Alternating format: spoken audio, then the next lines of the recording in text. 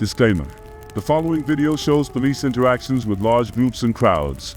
This video is meant to educate on the tactics and procedures used by police and crowd control. Over the last few days, Americans have witnessed scenes of lawlessness as radicals in Los Angeles riot to protect criminal illegal aliens. Agitators have attacked law enforcement and shut down freeways. We remain undeterred in our commitment to enforce our laws and secure the border.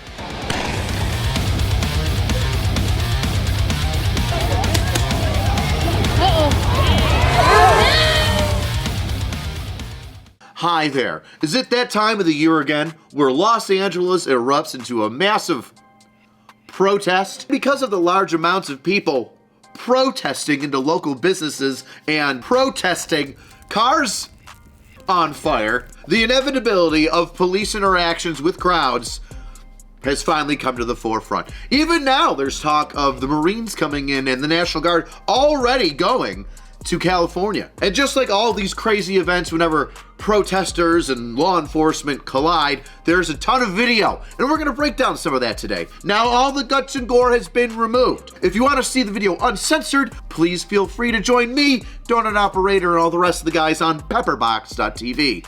Links down below. Let's touch on some of the incidents we're gonna be talking about. Police on horses. How large groups of people get detained. We are with CNN. And also when law enforcement decides to go deep into the fray, and that might not be the best idea. But before we get started, this demonetized video is absolutely gonna have a sponsor. But first, a word from today's sponsor, Fume. Flavored air is quickly becoming the alternative to vaping and smoking. And at the forefront of it all is Fume. Have you ever caught yourself falling back into a bad habit? I know I have. Cursing out idiots on Twitter. They never should have given me access to the internet. Well, that's where Fume comes in. It's not quitting, it's about replacing, giving you a simple and enjoyable way to break away from your bad habits, while still having something satisfying to reach for. No vapor, no batteries, no nicotine, just flavored air. In fact, it's an award-winning flavored air device that delivers great taste. Are you jittery? Are you used to puffing on something because that bad habit still haunts you today? Well, guess what? It fixes the oral fixation, and if you need to twiddle your thumbs a little bit, or fingies, well, it's a fidget thing as well. Click it, snap it, bop it. And with its sleek and portable style, it's built to last. I've thrown mine at people, and it still works. And with all the delicious flavors to choose from, you're never gonna get bored. I personally enjoy crisp mint the best. Over 500,000 people have already made their switch to Fume as a part of their habit-changing journey. If you're ready to try it for yourself, well, now's the time. For a limited time, if you order the Journey Pack using my code ANGRYCOPS, you'll get a free Fume topper, an awesome accessory to level up your experience. Click the link below at tryfume.com/angrycops or scan the QR code on the screen to get yours today. Now, before we get started, there might be people saying, hey AC, you were just a normal policeman.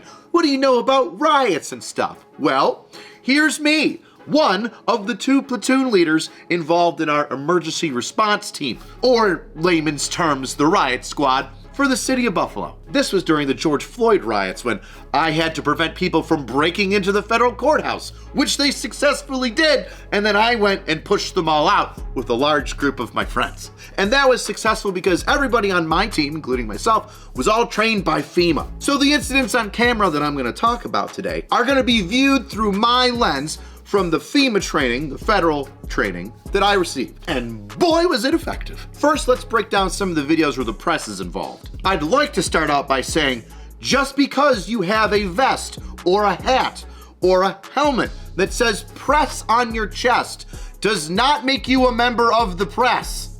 Just because you have a video camera does not make you a member of the press. If directions are given to the group as a whole, hey everybody, if you don't leave, you're gonna get arrested, that still applies to you. So let's talk about journalists getting arrested.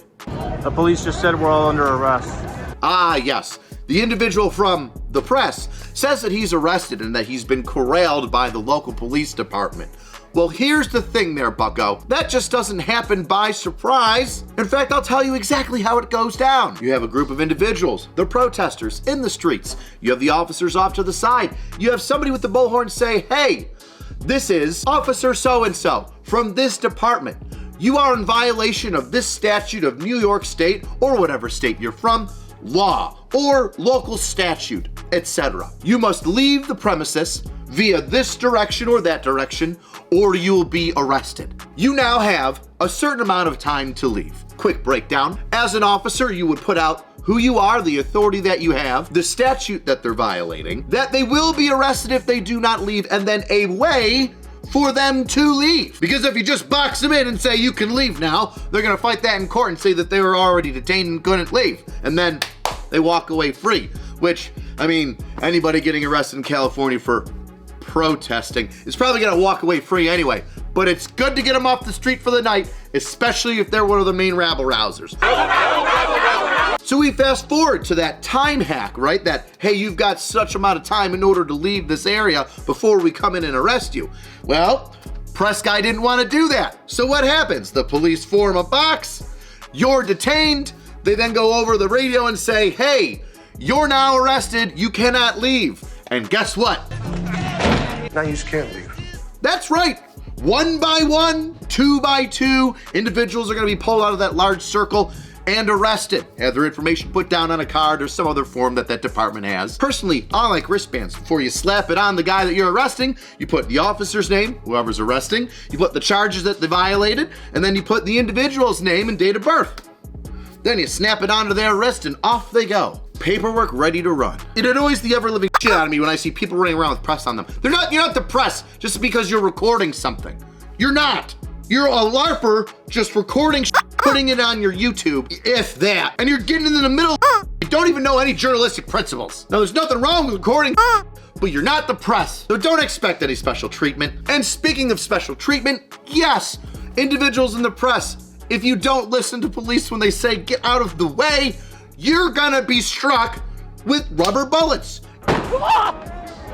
Your ears are gonna ring from flashbangs. You're gonna cough and sneeze because you're gonna get lit up with gas, either in a paintball form or in like a large canister that's thrown out there, or a fogger. And let me tell you, a fogger is intense. One of the greatest tools you can have. Imagine a flamethrower, but on the back of it, instead of a gas tank, is just CS gas. And it just shoots it out, and it just fogs up city blocks. Very cool. It is an area weapon, so you better have your masks on. Case in point, there's the female reporter that's standing too close to the riot line, and after a couple, hey, you might want to move, get out of here, you need to move back. How many times can 50 cops scream, "Oh, get out the way," before your dumb ass realizes, oh, I'm alone in between the protesters and the police. Perhaps I should move back. Verbal instructions weren't enough. Then you gotta go with a little bit of use of force, less lethal. Speaking of, this guy got a brand new third eye. I'm gonna go more into the bridge, the over ramp over the highway incident in LA at the end. But this is where this reporter, journalist person got pegged with a rubber round in the forehead. People are throwing rocks at cars from high elevated positions. The reporter happens to be up there. He pokes his head out as he's looking at other people throw stuff and what's going on. Smacked in the forehead with a 40 mic.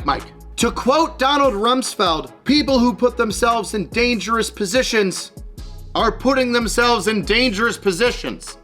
I'm pretty sure that's what it is. Riot lines. Let's talk about riot lines. It's pretty simple. It's a line of officers, and if you get too close or get behind them, you're gonna be arrested. Now, these are effective tools that officers can use in order to prevent large bodies of people from moving forward or creating some additional damage. Crowd control. But if you're standing there stagnant for a while, that also means that all the guys that want to get into some trouble and fight the police know where you are and are starting to come to your area. And that's when you have people trying to break the line. Breaking the line is just charging the line of officers in order to, well, break up the line so you can get through and potentially bring other protesters through with you. Continue your long march of shenanigans against whatever thing that you don't like. Now, you shouldn't do that, and the reason why you shouldn't do that is you're gonna get arrested.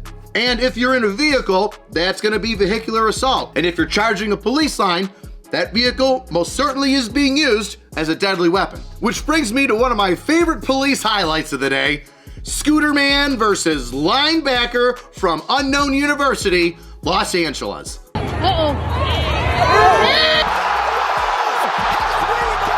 Now, I don't know where that guy was going, and I don't know what he was trying to deliver from Uber Eats, but it is pulverized in the pavement right about now, and it's gonna be cold. Heck, I don't think it's gonna make it to its final destination. But he is, and that destination is lockup. Now, a scooter going, 18 to 22 miles an hour may not be the most deadly vehicle, but a several hundred-pound motorcycle being intentionally revved up and then running into the crowd certainly would be. Roll that beautiful bean footage.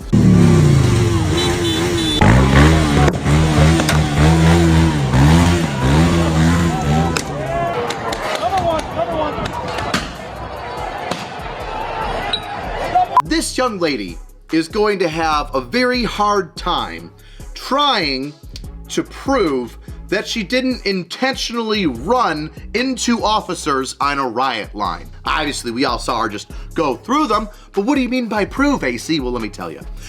If you're sitting on a motorcycle, pointed in a direction 30 feet away from officers, and you're revving the engine very loudly, and then you continue to go in that direction once you let off the brake and scoot forward into officers, continually revving your engine, hitting several officers, and not turning whatsoever, and then after knocking them down, you jump off the bike like you're a victorious guardian of freedom, the prosecution is going to say, you intentionally drove into several officers causing minor injuries with the intent to cause said injuries. You're going to have a high-level felony assault with the vehicle being a deadly weapon. My favorite part of that video is the girl just going, don't hit me. I just ran my vehicle right into you intentionally, but don't hit me, I'm peaceful now. I decided I'm peaceful now. I'm not obstructing or resisting at all anymore, even though I just ran several of you over. Let's pivot and go into something else. Now, an interesting thing that police officers can do in these protest situations is it doesn't take a large number of officers in order to control a certain space. Because of the uniformity in the riot gear, the longer batons, and having large amounts of options from different gear to assist them can allow a small number of officers to control that large space. Now, what's important is if you are going to go control an area, you need to do so quickly and effectively. What you don't want to do is this. This is in Seattle now because, of course, once one protest happens, Seattle can't be left out of it. And this group of people has chosen to blockade the entrance and exits of whatever underground or underbuilding garage there happens to be. And they've done it with e-bikes and the rentable scooters that you could just pick up and drop off, and for $5 you could just create your own barricades. Now, if you're gonna send officers out there to remove the barricade or portions of it a little bit at a time, you need to think in numbers. How many officers can provide security? How many individuals are out there, right, the protesters, and how many individuals from the police department can go and remove things? Now, with hindsight 2020, the numbers here are way too small and they get overwhelmed immediately and have to go back inside. And if we Monday morning quarterback that, you would probably have a group of 10 or 8 officers just be security and have another group of 4, 5, 6, as many officers as you can go out those entrances or egresses so that they're no longer blocking those entrance or ways of egress. And you're also removing the scooters from anybody trying to pick them up and put them right back again. Throw them in a pickup truck and take off down the road 5 miles and put them near whatever scooter joint they have picking them up. Do you remember when I said that if you're gonna be in a riot line or stationed in an area for a while, you need to expect people to come to you? And unfortunately, those people that are coming to you want to fight and want to engage officers. This portion of the video is only gonna be on Pepperbox because an individual does step out with a firearm and looks like they attempt to shoot at officers, which I'm not gonna put on YouTube. So if you wanna see this portion, go over to Pepperbox. All right, and we're back. Sorry you had to miss that little bit, YouTube. Got a little intense. Now let's go to the coup de grace. Why we're all here. The now iconic videos and scene that we've all been seeing for the past several days of that overpass over the interstate where people are hurling boulders and massive pieces of chopped up concrete on several vehicles. Now, I'm not exactly sure when this happened, at the time of day or after what event, but eventually a number of patrol cars and officers that are in riot gear end up underneath this overpass near Alameda Street. Now, what did we talk about before? We talked about being stationary, and although sometimes necessary, the negative effects of staying stationary. People from outside knowing where you're at. people looking at FaceTime and Instagrams and all these other live streaming things and saying, oh, that's where the cops are? That's just down the street. Or I'm not far from there. Let's get there and raise a little hell, huh? And that's exactly what happened. After, I'm sure, pushing people away or preventing vehicles from going down to that area of town, these officers have their cars parked underneath and some spanning a little away from this overpass at Alameda Street. And eventually people start throwing boulders, rocks, chunks of concrete down and completely destroying their patrol cars and trapping these officers underneath that overpass. Because what don't you want to do? Walk out and then get a brick to the head and end up brain dead. And I saved this portion of video for the end specifically because it wraps everything together. Now, you may not like that press people got shot in the butt. You may not like that press people got shot in the head with a massive 40 mic round, or that there's dudes on top of buildings throwing rocks down on people. But here's the deal. What you are watching in real time is attempted murder. One of the videos that will be heavily edited here and shows no injury, shows an officer running back to his vehicle. I don't know why. Maybe something was in it that was of importance. Maybe he was trying to move it underneath the bridge, but this is already during the onslaught of concrete coming down, and he gets pelted in the head. Thank God he had his helmet on. Thank God the helmet took the brunt of the damage and then fell off, which I assume aided in some of that kinetic energy being passed off and not going directly through that officer's head and neck.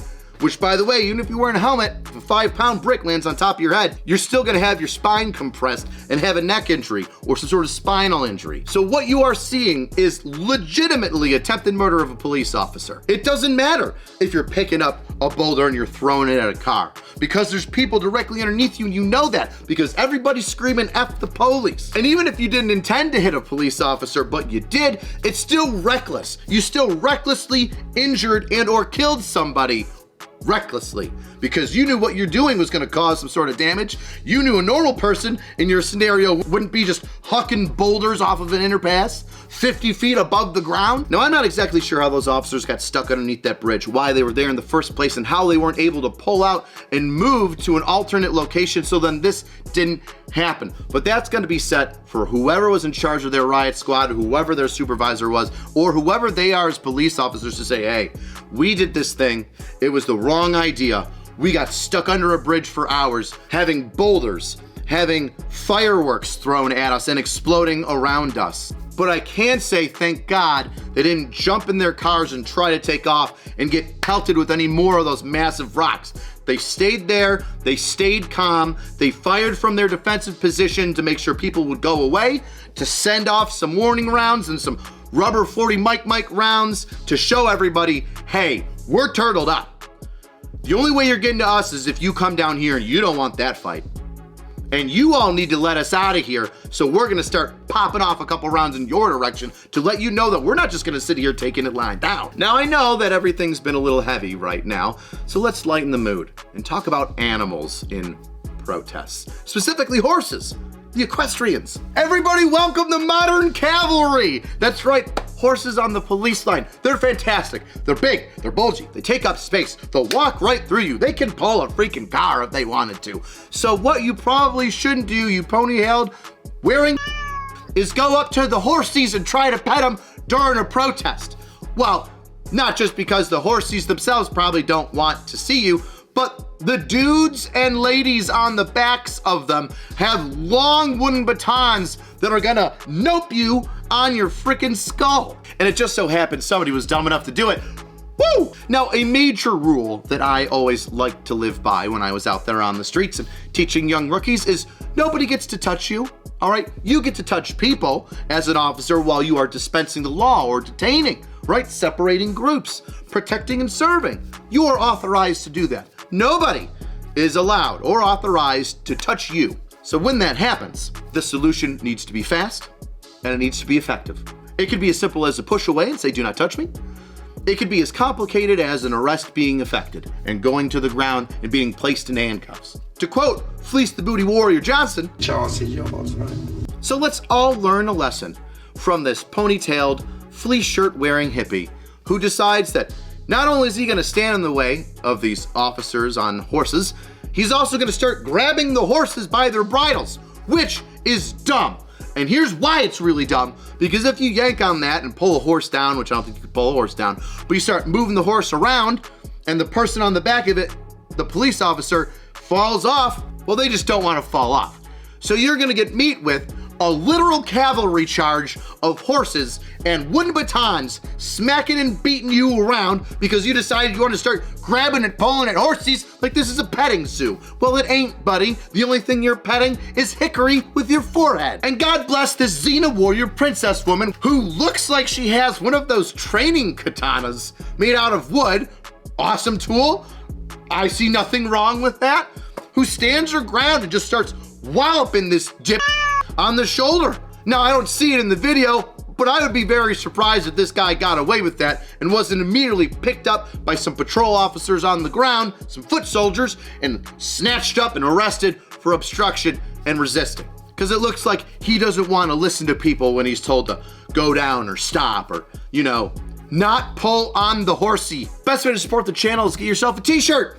Death before dishonor. I'm on bunker branding now with all the other cool guys. Maybe even a bad bitch. Are you on a riot squad? Are you a bad bitch? Well, why don't you and your fellow officers get yourself a bad bitch t-shirt and prove it? Cheapest way to support the channel is leave a comment. Tell me what you think about these hippies. What was your favorite video? Why? What do you think should happen to them? Are you excited about the Marines coming? I sure am. All right. See you next time, weirdos.